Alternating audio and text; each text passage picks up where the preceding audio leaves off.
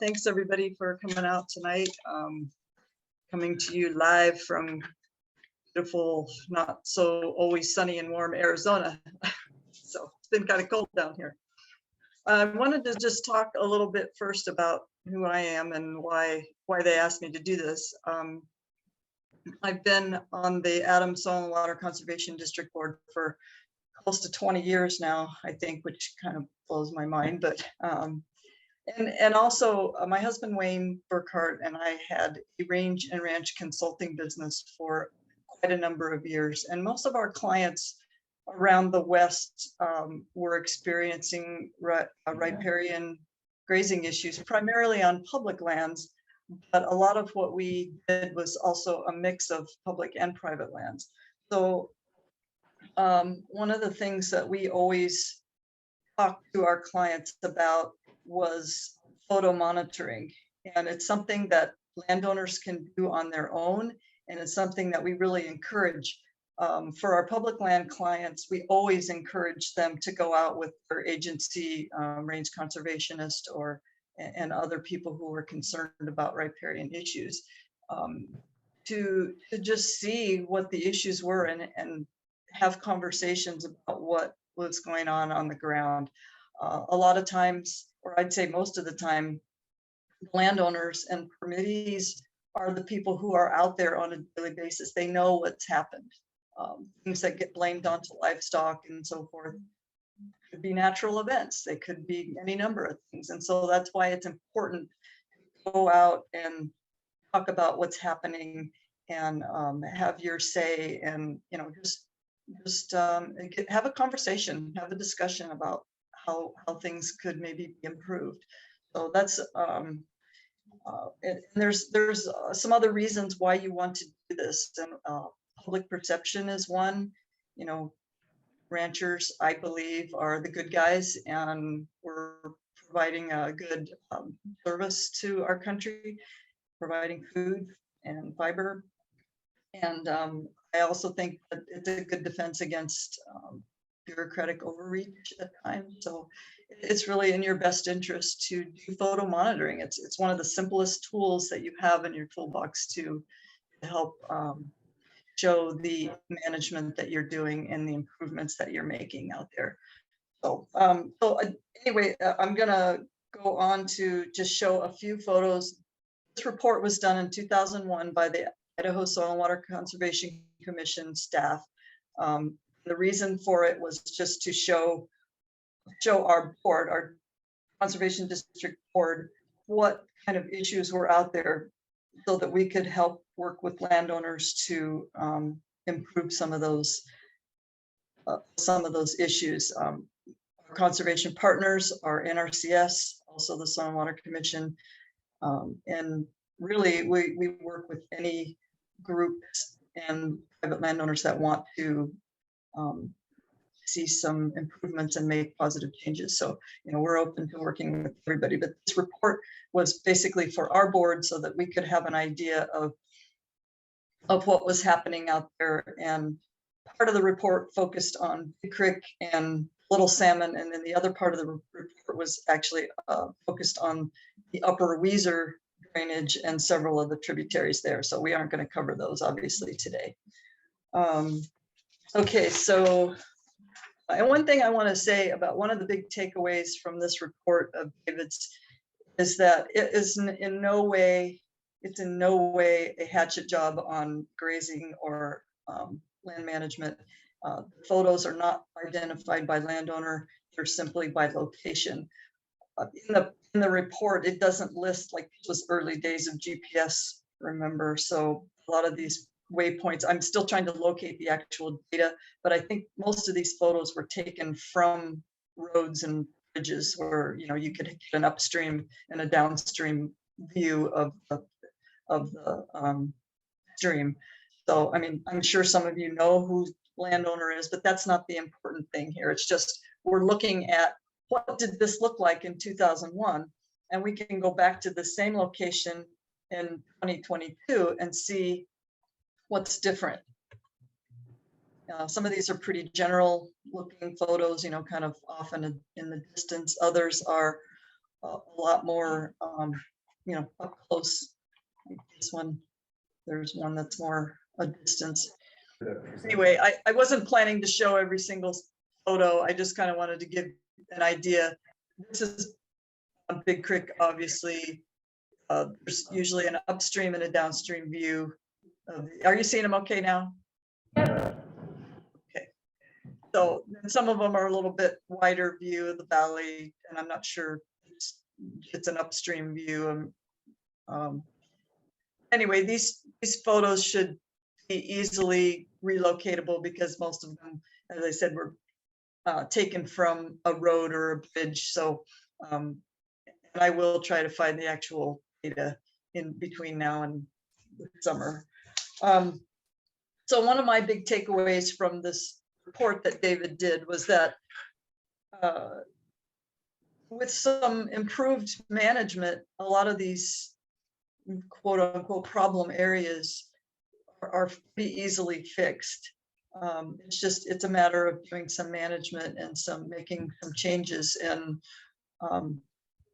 a lot of this, it's amazing how fast improvements happen with just some changes in management within a couple of years, even sometimes in a season. You'd be amazed at how much faster things improve. Let me just, if I can, real quick, switch over and just show you a couple of fast ones on the Little Salmon side. I don't screw that one up. Yeah, there's a few waypoints here. Gives you an idea where they're. Oh, that's my computer's gonna have a little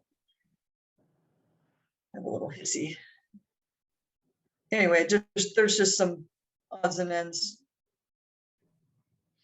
I think there's about 20 different views here.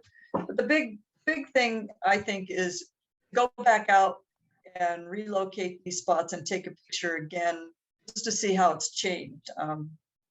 It can be changed for the better, it could be changed for the worse. We don't know.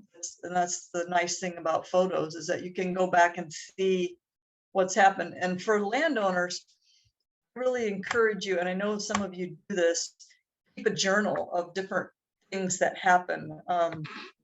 One of the things that you know better than anybody is whenever there's significant events. If there's a big flood, I don't know, those are things that alter channels, and that is through no fault of anybody. It's Mother Nature's doing her thing. So we can use that information to draw conclusions about what happened. You know, we're making progress, and all of a sudden we have a problem. Those records that you keep and the photos that you take on your own are really, really useful information.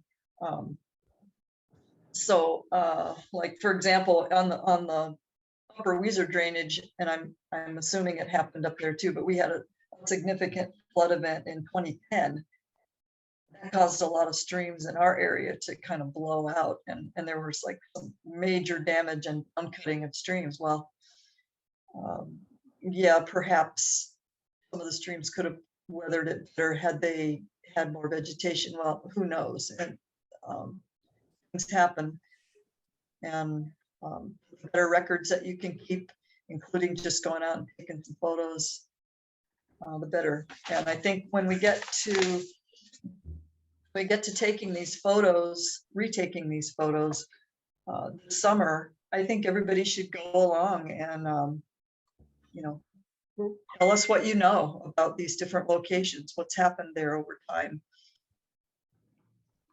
Try to run through a couple of these just to show you they're just general locations and whatnot.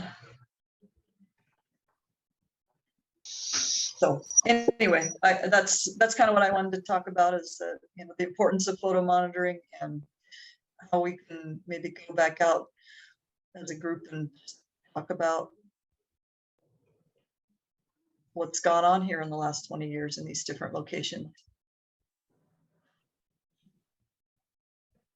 Awesome. Julie, do you have time for some questions or? Sure. Great. So anybody got any questions for Julie? I just have one question. Was this in a big creek? Was the drainage Big Creek here in Meadows Valley? Yes. Did you see those? Were you able to see those Big Creek pictures? Spots are Yeah. identified, the spots are identified at the top of the picture. Yeah. Yeah, the first set I did, like this is Big Creek here, and the other ones were the Little Salmon. Somewhere 45th. The first one for check. Yeah. Julie, what was the original reason for taking these photos? As I mentioned it in the beginning, this was done by the Idaho Soil and Water Commission staff. It was to create some information for our district board so that when landowners came in and said, hey, you know, I have land on the creek or the Little Salmon or the Upper Weezer, what can I do to improve my management? We already had some data to work with. You know, we could always say, hey, yeah, we understand what your issues are, and we can help you design a management program to help improve your land and streams and those kind of things. So it was basically an in-house report was done for the conservation district. And like I said, in no way, it was in no way intended nor was it any kind of a hatchet job on the landowners. In fact, it says in the report that with some minor management changes, it was felt that some really good improvements could happen with some minor management changes. I think that's still the case from what I know of streams up there and the places that I've been, and seeing what other landowners have undertaken on their own property. Julie, would you mind just clicking back up through the slides one more time, please? Did you want to look at the Big Creek ones or all of them? Yeah, just back up through those Big Creek ones would be great. There's Big Creek. These are taken along the road, so. And like I said, I think this would be fairly easy to find even without actual GPS data.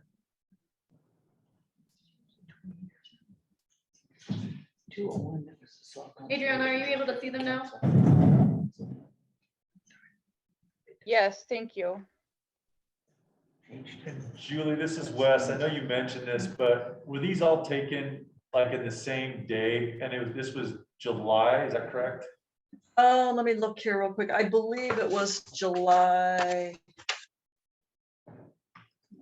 Yeah, well, okay, some of them were taken in May. I take that back. May 29th and July 3rd of 2001. So I'm assuming that the May photos were probably in the Upper Weezer drainage, and that these ones in up in the Meadows Valley were probably the later ones. And I imagine if you get your repeat photo within a week or two, you got a pretty good representation there as far as just, you know, it's amazing how much growth can happen that time of year. So Big Creek, July 3rd was when those were taken. And I think the Little Salmon one, also July 3rd. Yeah, so the Upper Weezer ones were the ones that were taken earlier in the season. So Wendy, these ones are the Little Salmon photos. And I really was not intending to show every single one, but it's easy enough to run through those. Yeah, I think there were only like a dozen photos in Big Creek, and then there was like 20 photos in Little Salmon.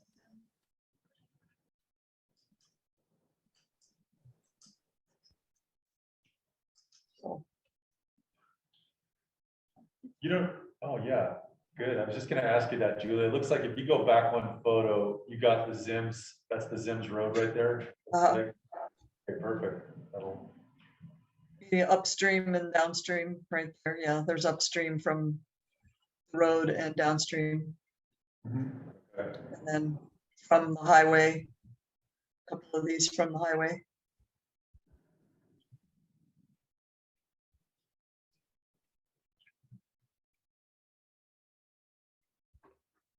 Most of us have seen those. Seen that area. Yeah, and it is important to take photos at roughly the same time because just for plant development, you don't want to take photos too early or too late. You don't want to show a photo that where the cattle have just been taken off and say, look how terrible this is. That's not how photo monitoring works. You need to compare apples with apples. That's not. And so, Julie, is there an opportunity to compare apples to apples? Like, do we have, are you saying like, what would be like a point of action, that you'd want the group to take away from your presentation? Well, I would suggest the group going out and revisiting these sites and retaking the photos and maybe doing a little side-by-side comparison of these, put together in a little side-by-side of, and just talk about what everybody thinks has gone on there. Maybe it's development, maybe it's encroachment of trees into the meadow, maybe it's lack of grazing, maybe it's, there's any number of things, but that's where we kind of all put our heads together and say, what's gone on here? What's caused these changes, or how can we do some things differently to get some improvement? Yeah, photos for private landowners, I can't stress enough. And in the business that we were in, which was, helping private land ranchers and public land ranchers do a better job of management, it's managing public perception. If you're trying to do a good job and you're out there making the improvements, you can show it. You can show the picture. Look at it. There's cases where it looks like what it looks like because that's what it is. No amount of grazing or not grazing is going to change that. So that happens, and sometimes people need to be shown that. But in other cases, maybe a small change in management would make a huge difference, and that's not just for the sake of stream health, but it's also benefits the landowner by increasing your feed value and things like that. But yeah, I just think having people go out together and look at the same thing and try to come to a consensus on what it is you're seeing is important. And how did you I'm not gonna walk around with a camera and hop fence lines. Doesn't sound like good for my health, but is there how do you contact the landowners? Do you have what's the appropriate, respectful way to go back to where these pictures were taken and do that? Well, I think these photos were taken from public roads and bridges, so I don't think there was any, I don't think any landowner's property was accessed without permission. Cool. I'm certain of that. So I'm saying as a group, it might be a nice little tour, go out to these spots and retake pictures and either have a discussion at the time or come back and do the comparison and have a discussion later. And as far, you can ask, for access, but you certainly can take photos from public roads, and people do it all the time. Fun bus. Nice. Any more questions for Julie? Not, I don't have a question, but I just thought I might share some experiences that I've had Yeah, please. with the old photos. It's really So a really good resource to view historical photos and whatnot. And it's not around here, but when I worked up in Northwest Wyoming, we had a lot of photos from the Haven Survey Party, and we're retaking some of those, and there's some research projects. I was mostly just exposed to their reports and the photo comparisons, but it's really amazing the succession that has occurred in vegetation, you know, for in 100 years. There's a concern in that area because of the loss of aspen trees. There were a lot more aspen in these earlier photos, and you know, that's really interesting because Wayne and I did a lot of work in western Wyoming, southwest Wyoming, northern Colorado, East Idaho, kind of, and that was a lot of the photo. We actually have some old photo projects from Nevada too, where we took photos like in the very early 1900s. They took them again in the 60s. They took them again like in the 40s, the 60s, and then they're trying to go back and retake them again. And it's really pretty amazing the changes over time. There's been several big historic photo and retake projects around the West, and they're pretty amazing to see. I had one other example to share with you that was really interesting to me, but I was working on a different forest now on the Wasatch Trash Forest. And there's a lot of high elevation areas where high UN is, which is the wilderness area now, not a wilderness area at the time, but there's a lot of concern about, you know, domestic sheep grazing up there now. It's changed with what it's done to the area. And I got a hold of Union Pacific in Oklahoma and they had some old photo records of that country. And I got some of their old photographs, and I was looking for some high elevation ones, you know, above timberline. And I had one that I thought I could locate the point from just from the skyline, because I knew right where the skyline was and where they had taken it from. And I got up there and we were trying to relocate that location. And I was really focusing on, I knew I was pretty close, and I was focusing on the rocks in the front of the photo. The key thing is I was looking for a photograph that showed vegetation, you know, what the ground cover, how it had changed in 110 years. And so I was I knew I was pretty close to the site, and then just amazed me, but in that 1860 photograph, there's a open fir stump with just up there in the area that had a little rock in it and whatnot. And that stump was still there. You know, it just showed you how 110 years have been, and you can still tell that the same stump that was there in 1860 was there now. Some of those old railroad photos were really, really useful.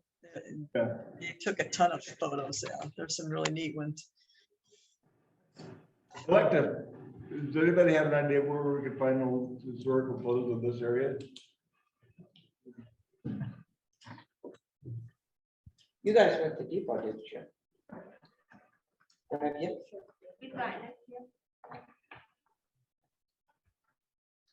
But I'd like to see what the difference in vegetation here, just talking to some of the old timers in the valley. I was talking to Oscar Bransiger about that. And he said when he was a kid, Meadow Slope was yellow with aspen in the fall turning. And you know, just a few isolated aspen stands up there that are pretty decadent and going by the wayside. And, you know, it's been amazing how the succession has advanced, and the fire has been excluded with what regenerated aspen. A lot of the local NRCS offices have historical aerial imagery from 50s, sometimes even back to the 40s. So, and you can tell a lot off of aerial imagery alone too, especially like trees and how tree lines have changed and shrub composition and that. So, yeah, a lot of the NRCS offices have that available. Did you know if you have any from the area or? I wouldn't have them for, I only maintain Idaho County, so I have a whole bunch for all of Idaho County side of it, but I'm sure that in the Emmett office, they'd have something available. Every NRCS office I've ever been in has huge map cases that all have all kinds of historical maps and historical images and all kinds of data in them. Most of them haven't been opened in a decade at least. We always get really excited when anyone comes in and wants to see that stuff, because it's fun for us to dig through the old records and see how things were too. You know, I don't know if anybody's checked the state archives, but I know that for the Conservation Commission 50th anniversary some years ago, there was a presentation and there was a ton of conservation district or conservation related photos in the state archives. It would take some digging to check that out.